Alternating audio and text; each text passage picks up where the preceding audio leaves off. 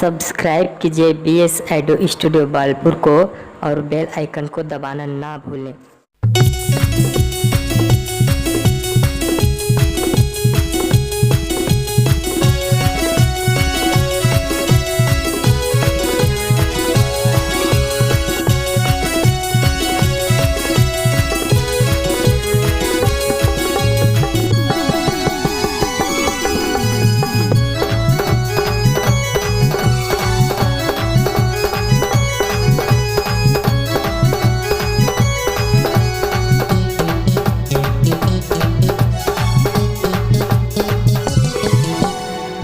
राजा भैया मोरे बैठे हावे कार माँ कर देबो बवाल डीजे बाजा है बारात माँ।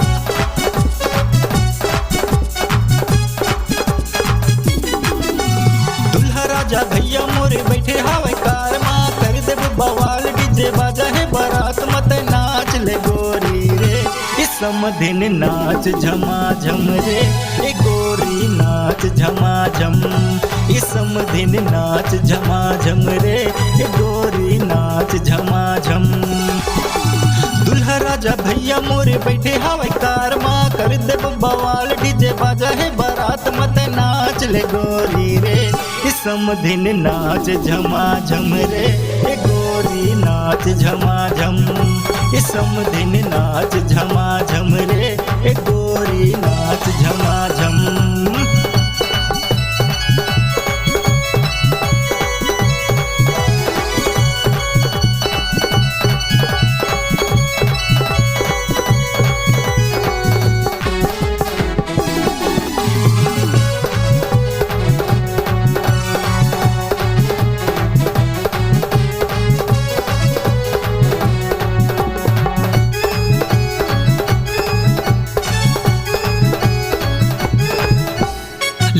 पिया दे चाहे सादा के तैला दे मोरो है तमन्ना डीजे में नचा दे।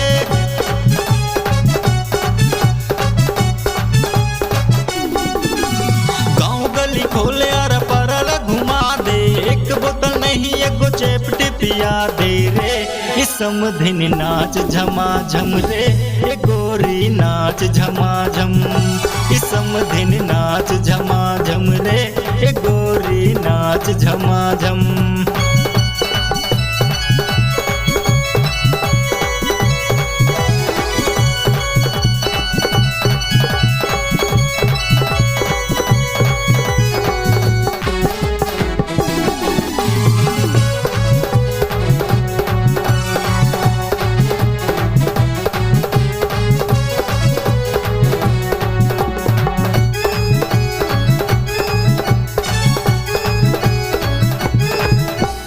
सज के सवर के आए हन बरात लइका संग में डोकरा जमो टिपटाप।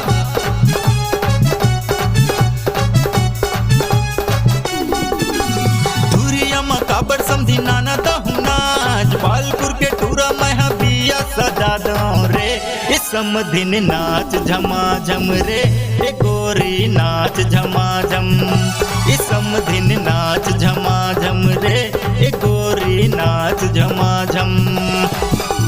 दुल्हा राजा भैया मोरे बैठे हावे कार माँ कर देबो बवाल डीजे बाजा है बारात माँ।